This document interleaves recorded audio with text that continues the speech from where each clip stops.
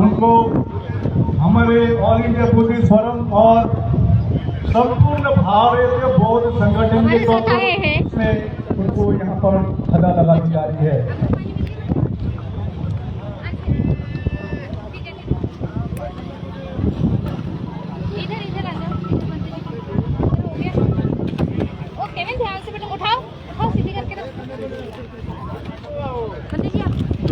मेरे पास है।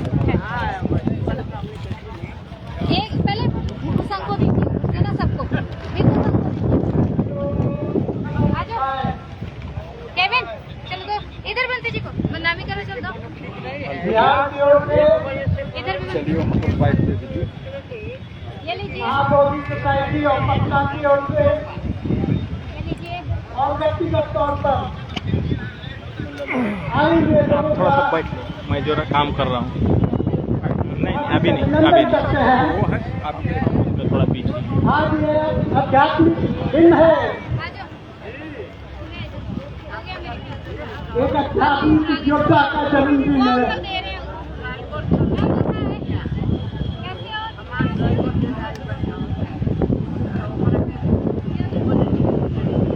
उसने अपनी पूरी उम्र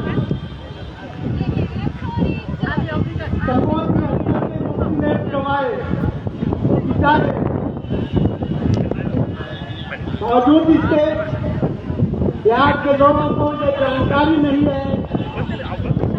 जानकारी घर पास कौन थे, ये बहुत सारी दुख की बात है। एक लंबा इतिहास को समेटना है। भगवान बुद्ध के समय से लेकर और 2005 को क्या हुआ था वहां तक लाना है। समय कम है, फिर भी मैं समेटने की कोशिश करूंगा। इस तरीके से प्राचीन समय में सम्राट अशोक ने भारत समेत दुनिया में बौद्ध धर्म को स्थापित किया, प्रसारित किया। आधुनिक काल में अनागारी देवमित्र धर्मपाल जी ने भारत समेत दुनिया में प्रसारित और भारत में पुनर्स्थापित किया। इसलिए उन्हें भारत में बौद्ध धर्म के पुनर्जागरण का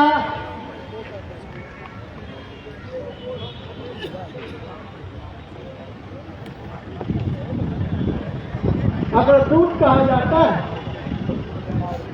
वे प्रथम वैश्विक बौद्ध विचारक रहे। ये 1891 में आए थे। एर्नॉल्ड का एक पत्रकार थे, एडविन एर्नॉल्ड। उन्होंने बुद्ध गया के बारे में एक लंबा सा आलेख लिखा था अंग्रेजी में, टेलीग्राफ अखबार में। उसको पढ़ने के बाद उनके मन में ये लालसा जगी कि मैं अपने पुरखों के तीर्थस्थल को देखूं। और वे पहली बार 1891 में 27 साल की उम्र में वे बुद्ध गया आए। आप अंदाज लगा लीजिए कि कितना तकलीफ करके वो आदमी आया होगा, जिसे न तो भाषा आती थी, न जगह से परिचित था, न परिवेश से परिचित था, और न यहाँ इसके कोई जानने वाले लोग थे। उसमें अगर कोई था तो अपने पुरखों के प्रति, अपने पुरखों के विरासत के प्रति एक सम्मान की भावना थी कि नहीं, मैं जाऊंगा और उसे पुनर्जागृत करूंगा, पुनर्स्थापित करूंगा, उसकी खोई हुई गरिमा को स्थापित करूंगा। वो जब किसी भी तरीके से बुद्ध गया तो उनके भूखे प्यासे वज्रासन को पकड़ के बैठ गए। इतना तकलीफ हुआ, दुर्दशा देखकर रोने लगे। कई बुद्ध की मूर्तियां टूटी बिखरी और फैली थी। महंत ने कब्जा कर रखा था, जिसे कोई परवाह नहीं। उसने सिर्फ कमाई का अवसर समझ रखा था। उस जमाने में सामान्य बौद्ध तो नहीं जाते होंगे। राजा महाराजा, बड़े बड़े लोग बर्मा से, लंका से, आसाम से और वगैरह क्षेत्रों से जाते थे तो घुसने नहीं देता था, बाहर से ही कीमती सामान दे देता था और गेट पर से ही दर्शन करा के विदा कर देता था। गाड़ी धमपाल के साथ बहुत बेटे किए और उन्होंने कसम खा लिया कि मैं जाऊंगा ही नहीं। अब लंका में उतरा था, लेकिन ये पूर्ण रूप से भारतीय हो गए। उनका निधन भारत में ही हुआ, सारनाथ में संघर्ष करने लगा महंत के साथ। महंत नहीं चाहता था ये आदमी यहाँ रहे। उस जमाने में आज जैसी सुविधा नहीं थी। आज जो आप सुविधा देखते हैं बुद्धगया में, सारनाथ में, कुशीनगर में, ये सब अनागारी देवमित्र धमपाल की देन है। उस जमाने में जंगल ही जंगल था, खाना बनाने तक के लिए जगह नहीं था, शौचालय नहीं था, रहने का थोड़ा ठिकाना नहीं था। इसी दौरान जब ये सारनाथ गए पहली बार तो देखा कि बैलगाड़ी में बड़ी बड़ी शिलाएं, पत्थर और ईंट खोई जा रही है बैलगाड़ी के द्वारा। तो इन्होंने रोका कि कहाँ लेके जा रहे हो? तो कहा कि यहाँ के जमींदार ने मंगवाया है, उसी को खोद खोद के हम लोग ले जा रहे हैं। इन्होंने डांटा फटकारा और उसको भगाया तो रोका। उस रात वे खोखली बरगद के पेड़ में अपनी जान बचाई, रात भर वहीं खड़े रहे जंगली जानवरों से बचाने के लिए। ये से बहुत छोटा सा उदाहरण दे रहा हूँ। उनके जिंदगी में पूरी ऐसे ही संघर्ष रही भारत में। उनको मलेच्छ तक कहा गया, तो मलेच्छ हमारे बाप को कहा तो हमें भी कहा। बुद्ध को अशुद्ध कहा, वायु पुराण में लिख रखा है बुद्ध की मूरत तक देखना अशुभ है। हाथी से कुचल आना मंजूर है, ब्राह्मणों ने प्रचारित किया, लेकिन बुद्ध की मूरत मत देखो। तो तुम बुद्ध गया महाबोधि महाविहार में क्या कर रहे हो? किस मुंह से तुम उसके सदस्य बने हुए हो? ये धन के लिए उसको कोई लगाव नहीं है, कभी कोई रिपेयरिंग नहीं किया। वो तो चाहता था कि बर्बाद हो गया था तो बर्बादी हो जाए। आपको एक घटना सुनाता हूँ, अक्सर किताबों में ये पढ़ाया जाता है हम लोग को कि बिहार में बख्तियार खिलजी ने 1197 में आक्रमण किया और लूटपाट मचा दी, नालंदा विश्वविद्यालय में आग लगा दिया। ये बोलकर मिथ्या है, गलत है, झूठ पढ़ाया जाता है, कोई प्रमाण नहीं है। प्रमाण ये है कि ब्राह्मणों ने चलाया, कत्लेआम मचाया और ये सिलसिला बात के दिनों तक भी जारी रहा, काफी लंबे समय तक। ये अनागारी सॉरी ये जो था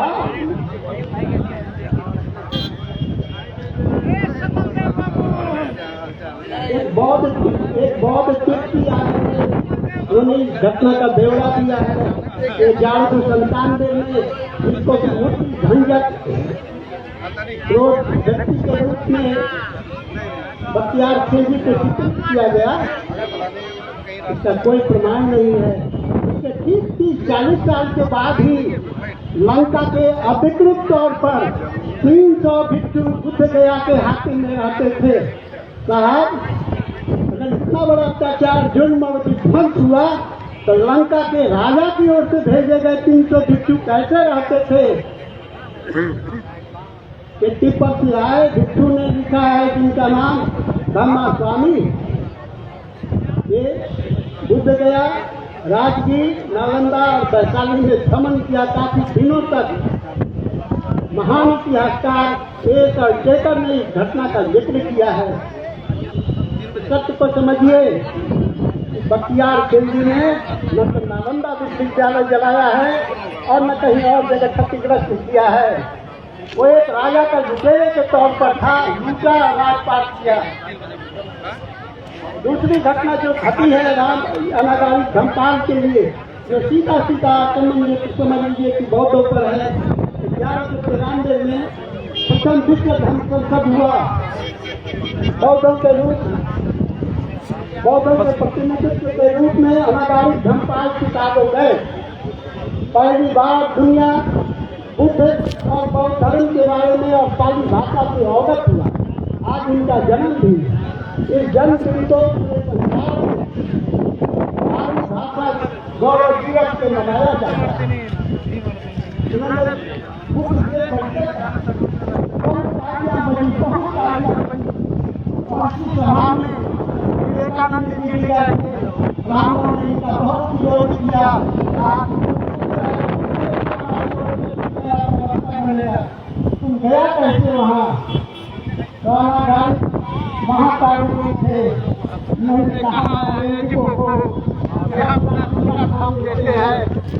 तो बोलने दो।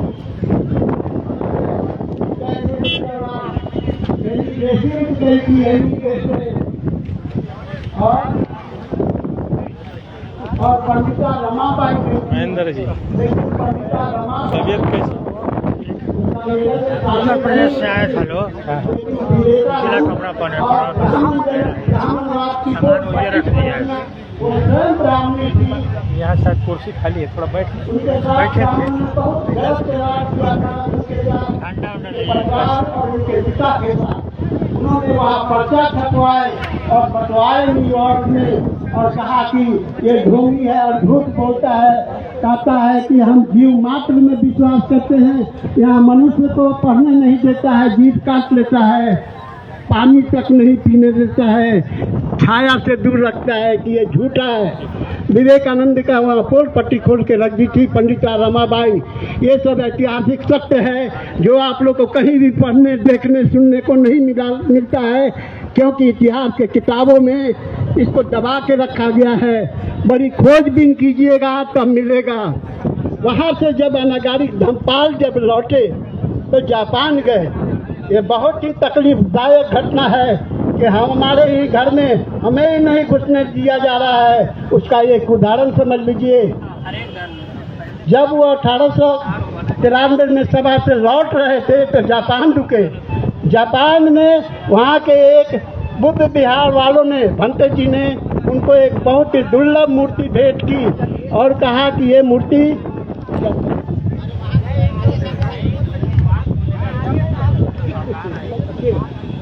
तो मूर्ति भेंट किया। वो चंदन की और सोने की है। वो मूर्ति आज भी है। वहाँ के जापान के लोगों ने और भंते जी ने कहा कि बुद्ध गया महाबोधि महाविहार के प्रथम तल पर इसको प्रतिस्थापित कीजिएगा।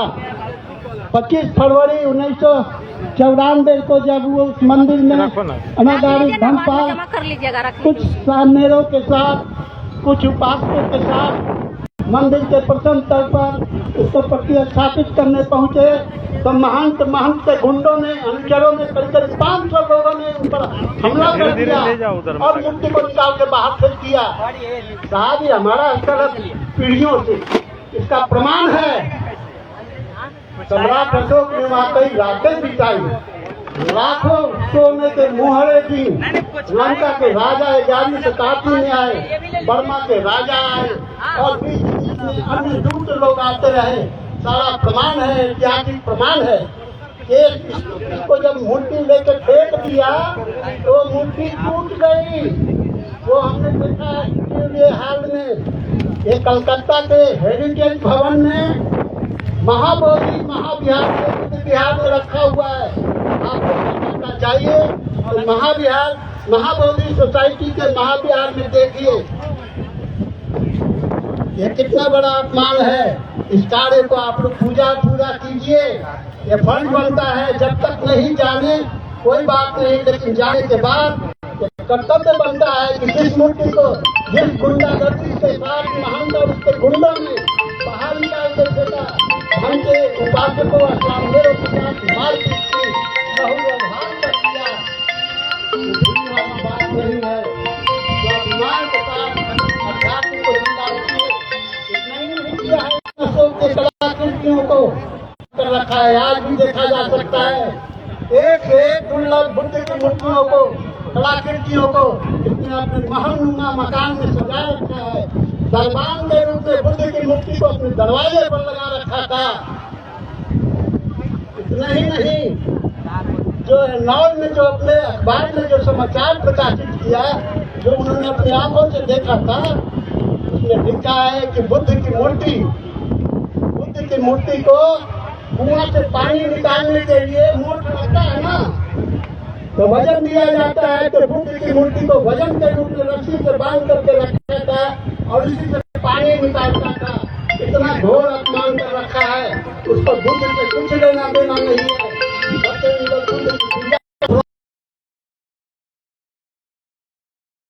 दिया गया।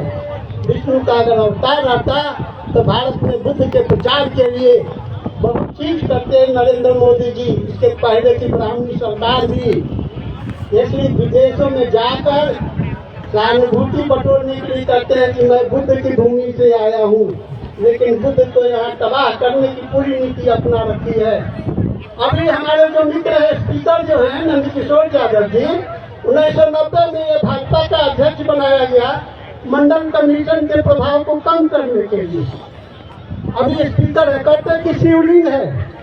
साल 1960 तक जिस स्थान को शिवलिंग बता रहे हैं वहाँ एक पिलर था जिस पर बुद्ध की मूर्ति लगी हुई थी, और उसी समय नेपाल के राजा महेंद्र और उनकी पत्नी आए थे। ये तस्वीर मेरे पास है, ये झूठ नहीं है।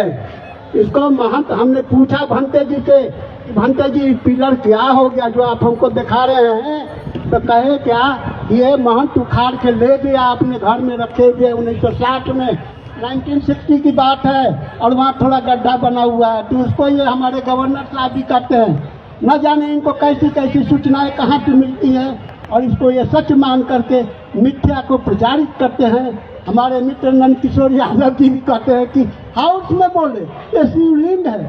वो एक विधायक जी हैं सतीश बाबू मखदूमपुर के, वो जब मांग करने लगे तो उनको कहा कि सतीश बाबू आपको मालूम नहीं है ये तो शिवलिंग है। वहाँ कहाँ शिवलिंग है भाई? ऐसी बहुत सी घटनाएं घटी है। महंत ने कोई रिपेयरिंग नहीं किया है, वो अंग्रेजों ने शुरू किया 1880 में। बहुत कष्ट दिया है। कई घटनाएं ऐसी घटी है जिसमें भिक्षुओं के साथ, अनागारिक धमपाल के साथ मारपीट किया गया है, धक्का मुक्की किया गया है।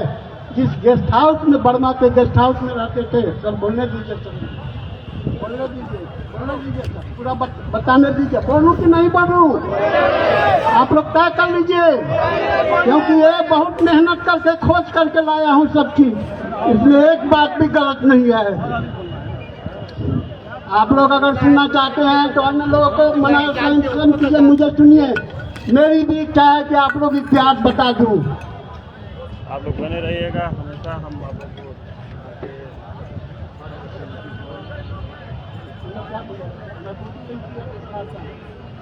तो 1933 में, अब मैं शॉर्ट कर दे रहा हूँ भाई, बहुत दबाव पड़ रहा है। तो संघर्ष चलता रहा, चूंकि अनागारिक धमपाल स्वयं बहुत बड़े घराने में पैदा हुए थे। इनका यहाँ सभी लोगों से उस समय के जितने जिंदे बड़े बड़े देश के नेता थे सबसे सरोकार था। ये secretary of state for India, ये लंदन जाके सरकार से अनुरोध किया कि बौद्धों को दे दीजिए। इससे पहले एडविन नॉल ने भी जाकर वहाँ की महारानी विक्टोरिया से मिलने की कोशिश की और ये कहा कि ये बौद्धों को सौंप दीजिए, लेकिन तब तक भारत सरकार की नीति बदल गई थी। उसका कारण ये था कि 1857 का विद्रोह हो गया था और अंग्रेज सरकार ने ये नीति अपना ली थी कि भारत के सामाजिक और धार्मिक व्यवस्था में इंटरफेयर नहीं करना है, हस्तक्षेप नहीं करना है। इसलिए मौन धारण किए रही और कुछ नहीं किया, सिर्फ सहानुभूति जाहिर करती रही।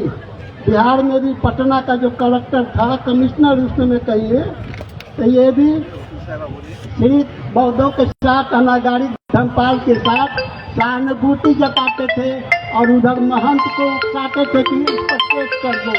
पूरी राजनीति चलती रही लंबे से भी मिले। गांधी जी ने कहा कि ये बहुत छोटी सी बात है, देश आजाद हो जाने दो, हम फैसला कर देंगे, लेकिन नहीं हुआ। 1933 में बहुत कम उम्र में ही मर गए। धन्य है उनका चेला देवप्रिय बलसिम्हा, जिन्होंने केस को जारी रखा और लड़ाई लड़ते रहा।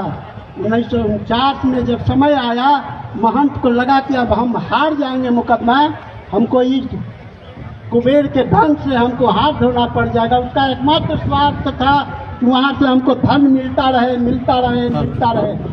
तो उसने समझौता का रास्ता अपनाया और राजेंद्र बाबू जो बाद में देश के राष्ट्रपति बने, उन्होंने समझौता कराया जो बीटी एक्ट के रूप में आज सामने है हम लोगों के। ये बहुत ही अन्यायपूर्ण है, बहुत ही अन्यायपूर्ण। देवमित्र बलसिम्हा कुछ कर नहीं पाए, लाचार और विवश थे, अकेला आदमी लंका का आया हुआ, जो ने यहाँ के उसके समर्थन में कोई नहीं था। वो अकेले लड़ता रहा अपने गुरु अनागारिक धमपाल की तरह। तो हुआ कि भाई 4 गो बौद्ध रहेगा और 5 गो जो रहेगा हिंदू रहेगा। सोचिए साहब, घर मेरा है और नियंत्रण किसी और का रहेगा। ये जो बीटी एक्ट बना है, इसका एकमात्र मकसद है बौद्धों के हितों की उपेक्षा करना। देखने में लगता है कि ये बौद्धों के हितों के लिए है, लेकिन ये सरेआम बौद्धों के हितों की उपेक्षा करता है। ये हिंदूवादी कानून बना हुआ है। और दूसरी बात यह है, ये संविधान के धारा अनुच्छेद 14, 15, 25 और 26 का खुलेआम उल्लंघन है। आप लोग घर जाइएगा, इस धारा को पढ़िएगा तो अंदाज मिल जाएगा कि आपके बौद्ध धर्म में जो बीटी एक्ट बना हुआ है किस तरीके से संविधान का मखौल उड़ाता है। धन्य हो नीतीश जी, जिनके नजर में आया तो वो हिंदू शब्द कलेक्टर वाला हटाया, नहीं तो इसमें साफ लिखा हुआ है कि हिंदू ही इसका अध्यक्ष होगा कलेक्टर के रूप में। 1960 के दशक में एक मुसलमान कलेक्टर हुआ तो उसका नोटिफिकेशन नहीं हुआ, बीटीएमसी के अध्यक्ष के रूप में बगल के जिले का डीएम का नोटिफिकेशन हुआ। इतना भेदभाव था। और अभी हाल तक आप जोड़ लीजिए, 50 साल उधर और 13 साल इधर, 50 साल, 64 साल के बाद इसको संशोधन किया गया। उसी तरीके से ये 1949 में ये कानून बना और 45 साल के बाद कोई पहला बौद्ध सचिव बना। सर भंते जी यहाँ हैं, भंते प्रज्ञाशील। 45 साल के बाद, 45 साल के बाद बीटीएमसी का कोई बुद्धिस्ट सेक्रेटरी बना। आप अंदाज लगा लीजिए कि आपको क्या समझा जाता है, आपके प्रति सरकार का रवैया।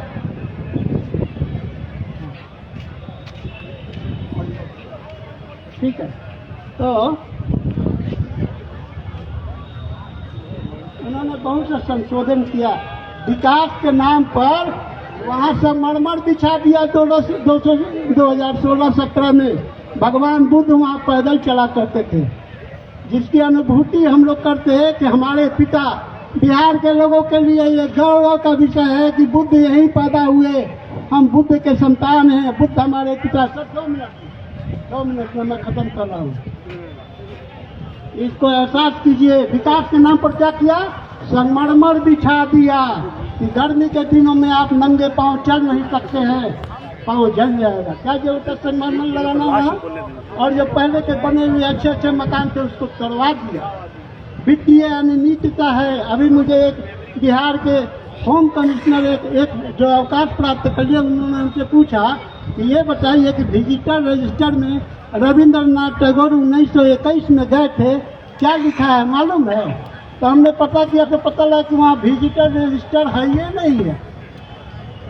तो आप क्या व्यवस्था कर रखते हैं? इसलिए मेरा अनुरोध है नीतीश सरकार के साथ, खत्म किया 2 मिनट में मैं, नीतीश सरकार, नीतीश बाबू से मेरा अनुरोध है कि आप बहुत ही उदार, विजनरी और सम्यकदर्शी व्यक्ति हैं, मुख्यमंत्री हैं, आप हम लोग के हवाले कर दीजिए। घटना सुनाता हूँ, 2005 की घटना है।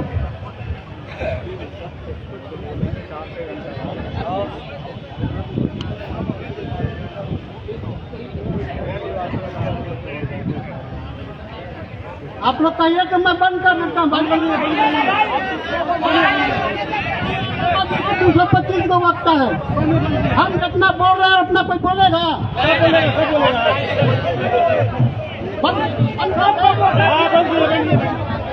क्या भाई?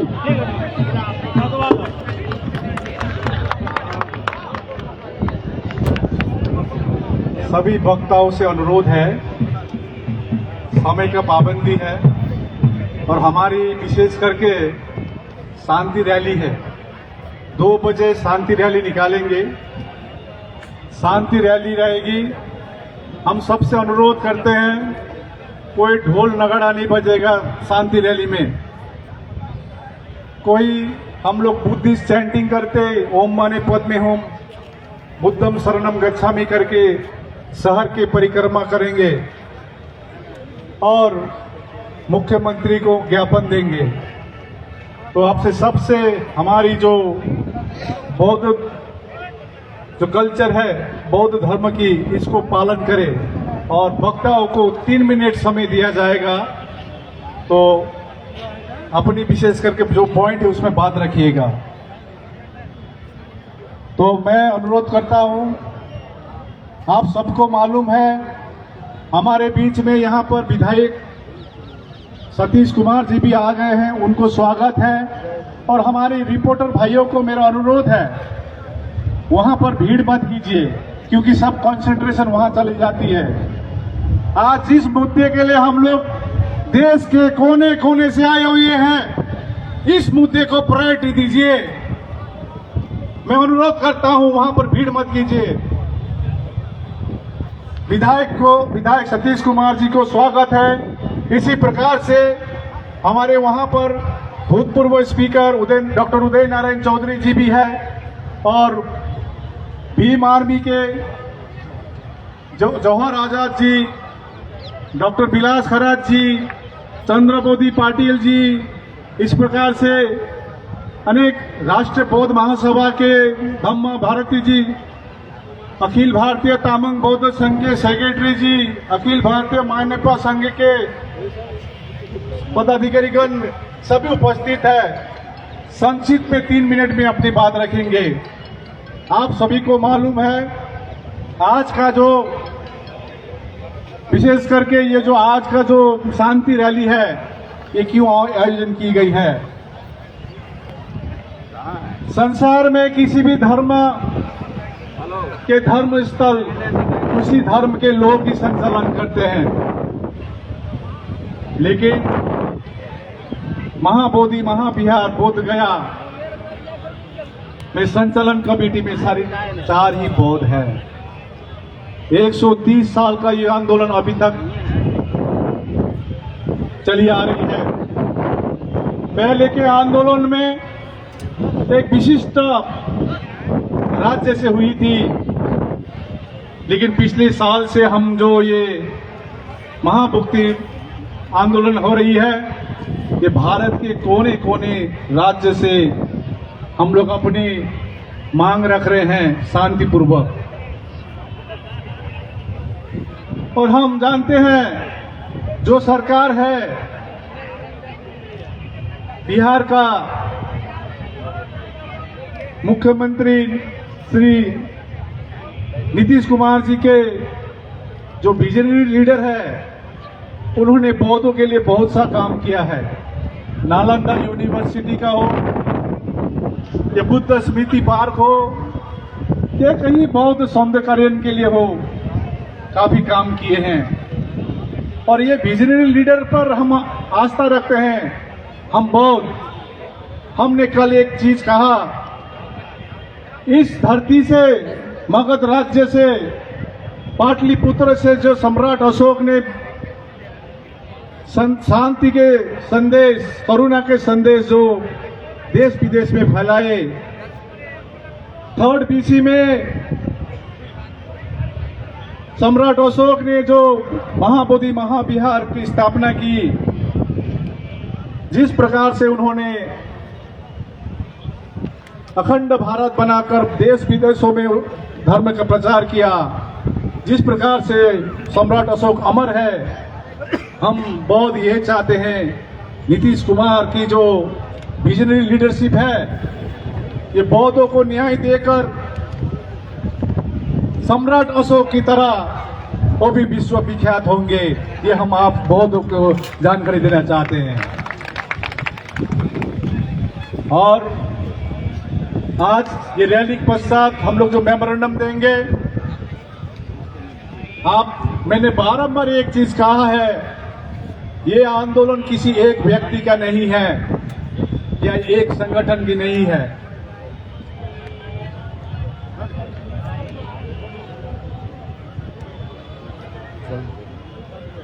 ये कोई आंदोलन कोई संगठन की नहीं है, हमारे संपूर्ण बौद्ध की, भारत के बौद्ध की, अंतर्राष्ट्रीय बौद्ध की। आज भारत के बौद्ध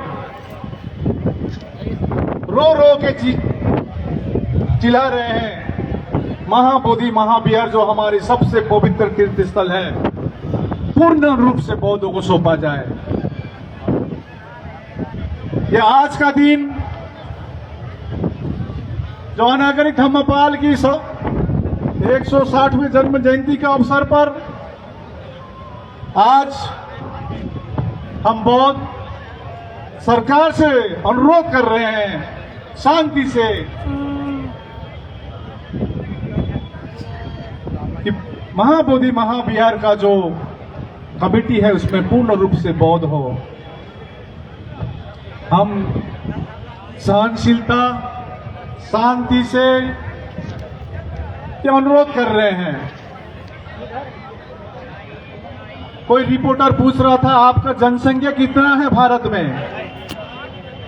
हमने कहा धर्म स्थल का संचालन कमेटी नहीं। सुशील जी कोई डिस्टर्ब हो रहा है।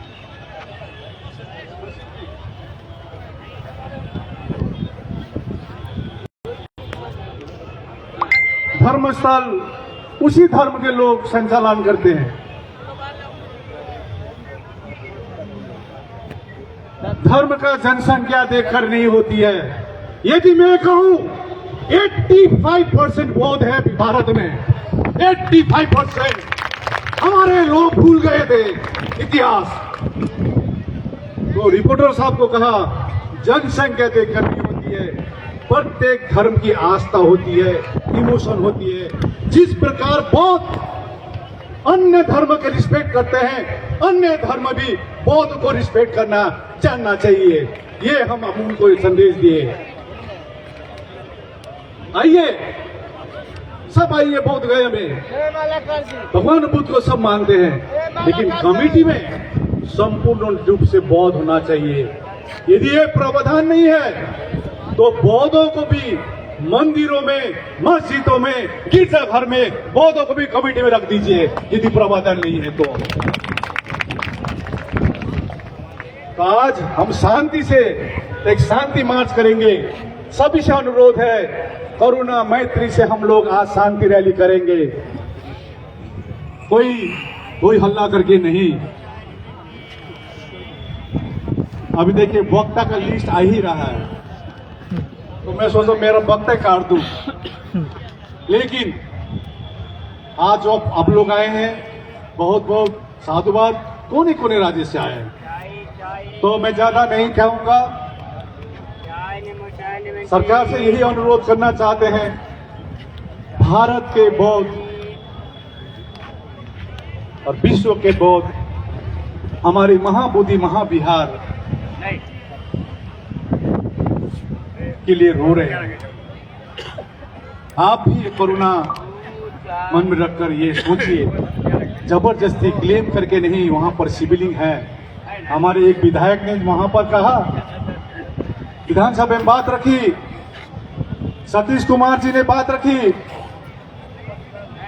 और जो ललन कुमार जी जो विधायक है उन्होंने बात रखी, और स्पीकर जवाब दे रहा है कि वहां पर शिवलिंग है। स्पीकर, हम जानते हैं भारत के संविधान के आधार पर स्पीकर को न्यूट्रल रहना होता है, पार्लियामेंट के हो या लेजिस्लेटिव असेंबली के हो। सरकार की तरफ से जवाबदेही नहीं होती है स्पीकर। हमारे पास 1880 का फोटोग्राफ है, जहां पर कुछ शिवलिंग का कुछ नाम और निशान नहीं है। 1962 का फोटोग्राफ है। हम उस तथ्य हम एक प्रूफ के साथ बात कर रहे हैं। जबरदस्ती क्लेम करना ये सही बात नहीं है।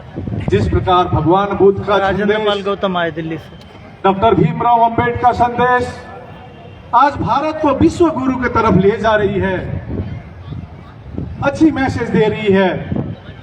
हम चाहते हैं नीतीश कुमार जी से, बिहार सरकार से, केंद्र सरकार से अनुरोध करते हैं, महाबोधि महाविहार को पूर्ण रूप से कमेटी में बौद्ध होकर अच्छा आप भी विश्वविख्यात विश्व गुरु का संदेश देंगे।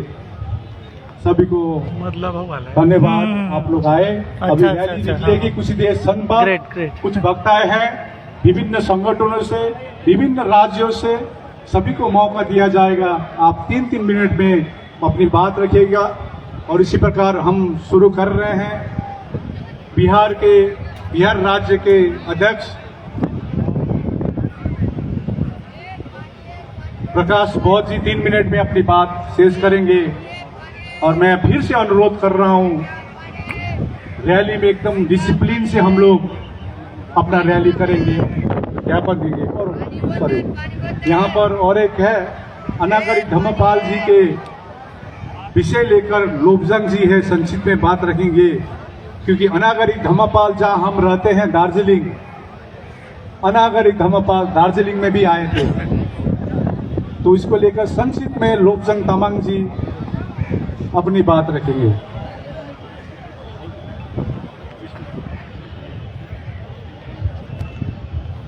नमो तस्स भगवतो अरहतो सम्मा सम्बुद्धस्स।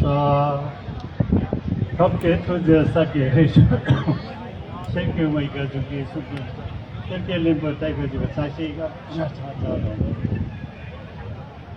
कब के तुझे सके रिजु कौन से के लिखो देखी खुद नंबर सेक्यू नंबर टाइप सके गंगा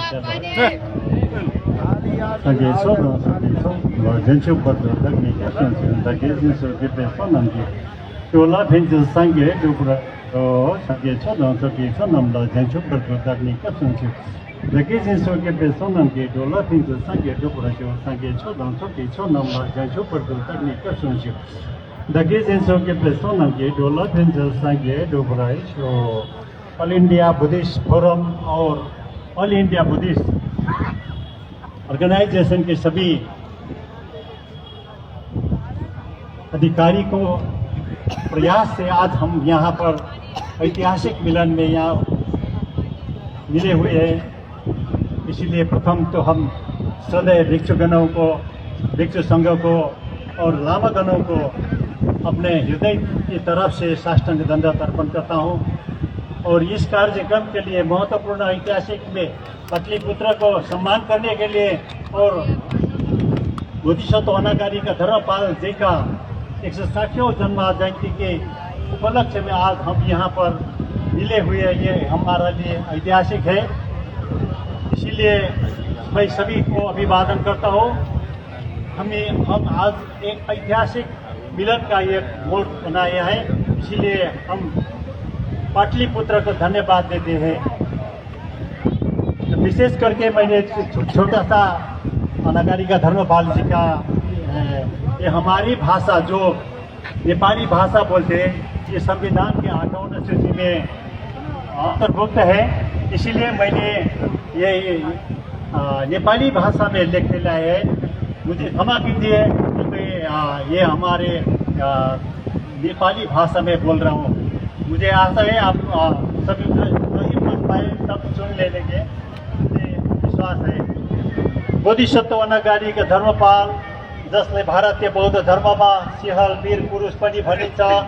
आज 17 सितम्बर 2024 मङ्गलबारको दिन ऐतिहासिक सहर पाटलिपुत्र वर्तमान पटनाको गान्धी मैदानमा अल इन्डिया बुद्धिस्ट फोरम कालिम्पोङको तर्फबाट अनि दार्जिलिङको तर्फबाट अनि हिमालयको तर्फबाट 160औं जन्म जयन्तीको पुण्यतिथिमा सागर सर बौद्धहरूको मिलन कार्यक्रम अनि पिटी एक्ट 1949 बौद्धहरूको रिपिल गरी बौद्धहरूलाई न्याय दियो भनी सरकारलाई गरिएको मागमा 5 लाख बौद्धहरूको शान्ति पदयात्रा कार्यक्रममा भागीदारी भई यस ऐतिहासिक भूमिमा पालन गर्न पाउनु हामी सबै भाग्यशाली भएको बोध गर्दछौँ।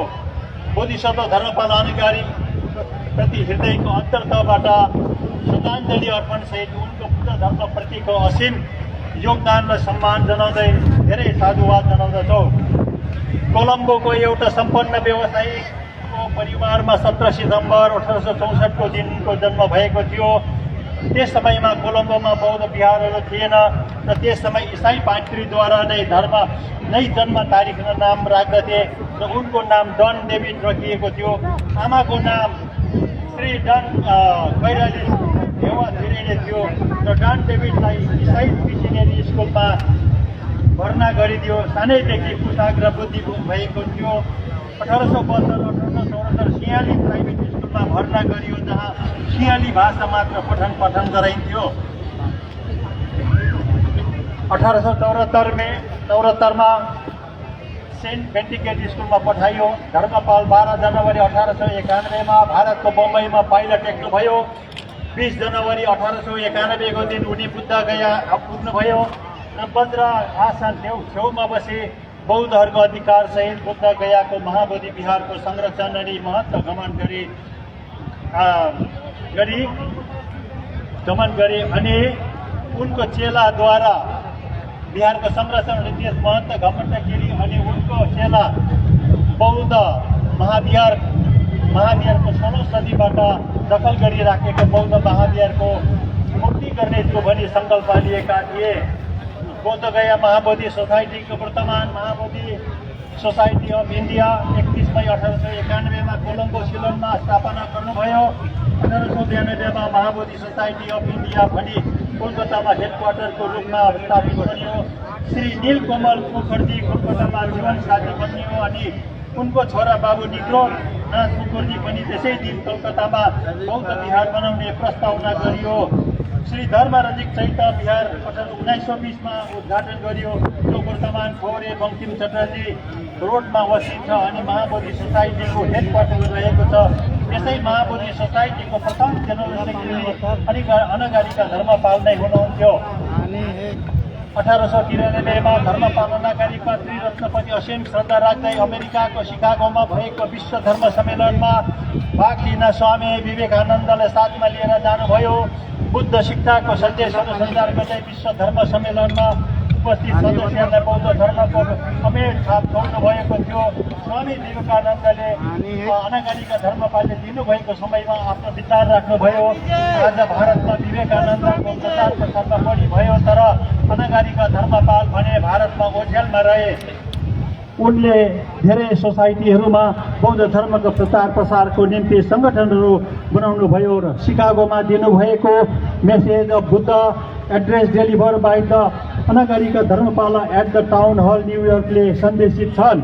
46 छोरा बोधिसत्व अनगारिका धर्मपाल 1892 को जुलाई महिनामा एकजना तिब्बती धर्मगुरु सेडाको निमन्त्रणामा दार्जिलिङ आउनुभएको थियो, जहाँ उनले एउटा साक्षात्कारमा भन्नुभयो, जुन प्रकारले भारतमा बग्ने पवित्र नदीहरू हिमालयबाट बग्दछ त्यस्तै बौद्ध धर्मको प्रचण्ड धारा बुद्ध गयाको केन्द्रीय महाबोधि विहारबाट निक्लन्दछ अनि फैलन्दछ।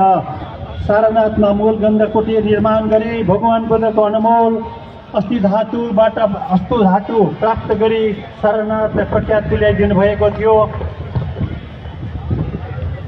दलाई लामा अनि पोतलाको प्रमुख लामाहरू तथा टाँसी लोन्पो अनि मैले यस महत्त्वपूर्ण विषयमा केही महिना अघि विचार गरेँ अनि यस स्थानको बौद्धहरूको हातमा हेर्ने प्रबल इच्छा गरेको रहेछ।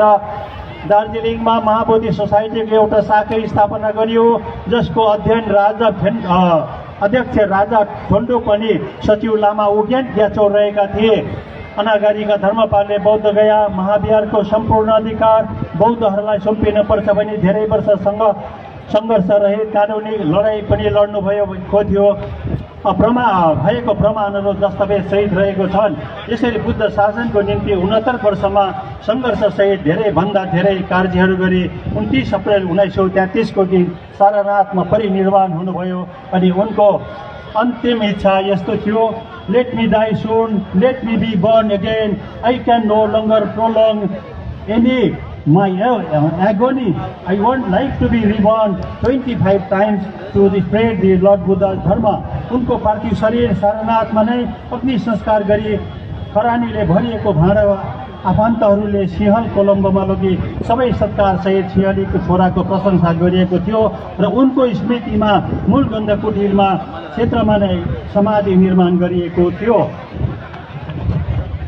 सिंहली छोरा बोधिसत्व अनागारीका धर्मपालको भारतमा आगमन नहुँदो हो त आज विश्व धरोहरको सूचीमा रहे गाँसिएको बौद्ध गया जोड्ने दिन सारनाथ, राजगिर, श्रावस्ती, शक्तिसा, वैशाली अनि कुशीनगर जस्ता बौद्ध धर्महरू तीर्थ स्थलको दर्शन गर्न असम्भव रहेको रहने थियो र तथागत शाक्यमुनिले 45 वर्षसम्म गर्नुभएको धर्म सन्देश साथै विश्राम गरी बिताएका पुण्य स्थलहरूलाई गाई चरण र सुँगुर चरणको थलोबाट हुने उनले बताएका थिए भनेर बोध गर्न सकिन्छ। तथागत शाक्यमुनि त्यहाँ बुद्धका पछाड रहेका ती ऐतिहासिक बौद्ध महाविहारहरू अनागारिक धर्मपालको आँखामा नपरेको भए बौद्ध धर्मको शासन विलुप्तिको सङ्घर्षमा पुग्ने थियो र धन्य हुन् बोधिसत्व अनागारिका धर्मपाल अमर छन् अनि अमर रहनेछन् जबसम्म यो धरतीको अस्तित्व रहन्छ।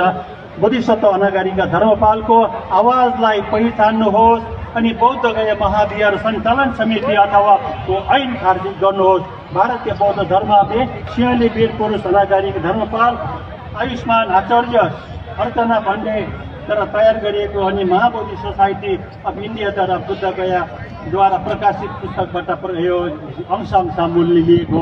सबैलाई धेरै साधुवाद। नमो तस्स भगवतो सम्मा सम्बुद्धाय नमो बुद्धाय। धन्यवाद लोकजांग जी। हम लोग कार्यक्रम थोड़ा जल्दी करते हैं। यहाँ पर विराजमान हुए हैं राजेंद्र पाल गौतम जी, इस प्रकार से डॉक्टर उदय नारायण जी, सतीश जी, और अभी इस विषय को लेकर हम लोग एक मेमोरेंडम तैयार किए हैं, लेकिन हम पहले हमारे भिक्षुगण को ज्ञान ज्योति